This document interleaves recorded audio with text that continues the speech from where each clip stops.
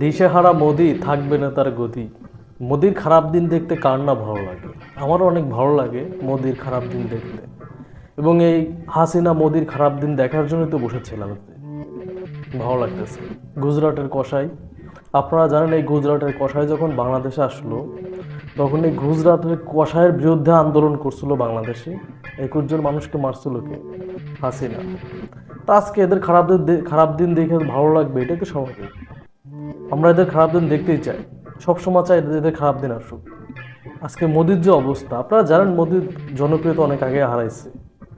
জনপ্রিয়তা হারানোর জন্য তো জোড়াতালি দিয়ে আবার ক্ষমতায় আসছে। সে তো এককভাবে আসতে পারে নাই, জোড়াতালি দিয়েই তাকে আসতে হয়েছে। এখন জনপ্রিয়তা দিন দিন হারাইতেছে।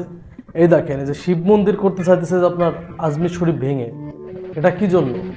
এই যে আমাদেরকে বলে মৌলবাদ, মৌলবাদ না, ওরা হলো হিন্দুত্ববাদ। হিন্দুত্ববাদ সামনে এনে ইন্ডিয়া যেহেতু অনেক হিন্দু, মুসলিমদের নির্যাতন করে হিন্দুদের কাছে ভালো সাজার চেষ্টা করে মোদি, ভালো সেজে ভোট পায়। এই যে আপনার করছে, বাবরি মসজিদ ভেঙেই তো আপনার যে আসন পাইছে বাবরি মসজিদ ভাঙার জন্যই পাইছে মোদি, তা না হলে পাইতো না। এখন আবার নতুন করে আসন পাইতে হবে, তা কি করতে হবে? শিব মন্দির করতে হবে। এখন আজমির শরীফ ভেঙে শিব মন্দির করতে হবে, হিন্দুত্ববাদ দেখাইতে হবে। এখন মোদির সব থেকে বড় ধাক্কা যেটা আছে, আমি কিন্তু 3 মাস আগে থেকেই বলতেছি যে বাংলাদেশে একজন ডক্টর মোহাম্মদ ইউনূস, যে কিনা বাংলাদেশের প্রধান, সেইখানে বসে থাকা মোদির জন্য সব থেকে অস্বস্তির কারণ বলছি না? আর সেটা কিন্তু এখন প্রকাশ্যে আসতেছে। মোদি হলো একজন চাওয়ালা, আর ডক্টর মোহাম্মদ ইউনূস হলো কি? সারা পৃথিবীতে 152টা, আমি যদি ভুল না বলি, 152টা ইউনিভার্সিটি তাকে নিয়ে পড়ানো হয়। সে বিভিন্ন ব্যক্তির প্রবলেম সলভ করার জন্য কাজ করে, আর সেই ব্যক্তি বাংলাদেশের প্রধান। এটা তো মোদি মেনে নিতে পারে না।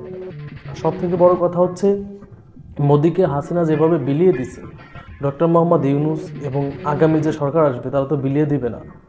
অলরেডি দেখেন, আমরা মির্জা ফখরুল ইসলাম আলমগীর সাহেবকে নিয়ে অনেক কথা বলছিলাম যে তার অনেক ভারতপ্রীতি, আওয়ামী লীগের প্রতি ভালোবাসা। এখন দেখেন বিএনপি ডিরেক্ট ইন্ডিয়া বিরোধী। আজকে ডিরেক্ট দেখেন যে আপনার বাংলাদেশে যে দূতাবাস আছে ইন্ডিয়ার, ওটার সামনে র্যালি নিয়ে গেছে, দেখেন না? নির্বাচন হইলে অবশ্যই বিএনপি ক্ষমতা আসবে। যে যাই বলুক, আবেগ দিয়ে অনেক কথাই আমরা বলি, কিন্তু বাস্তবতা যেটা, সামনে একটা নির্বাচন হলে বিএনপি ক্ষমতা আসবে। বিএনপি ক্ষমতা আসলে, তো বিএনপি তো ইন্ডিয়া বিরোধী, তাই ইন্ডিয়ার জন্য কত বড় একটা অস্বস্তি বোঝেন কিছু?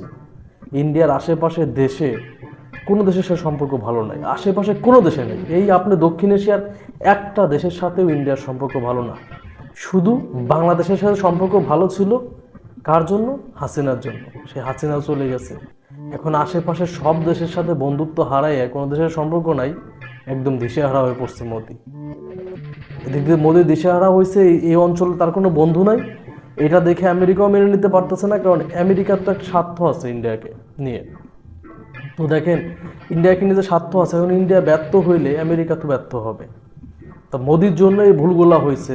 তো মোদিকে রাখবে না, মোদি কিন্তু অলরেডি আমেরিকা চাপ দেওয়া শুরু করছে। আমি জানি না পাকিস্তান কতটা ক্ষতি করছে, চায়না কতটা ক্ষতি করছে ইন্ডিয়ার, আমি জানি না। কিন্তু ইন্ডিয়ার সব থেকে বড় ক্ষতি হবে যদি বাংলাদেশ ইন্ডিয়ার হাতছাড়া হয়ে যায়। আর বাংলাদেশ ইন্ডিয়ার হাতছাড়া অলরেডি 90% হয়ে গেছে।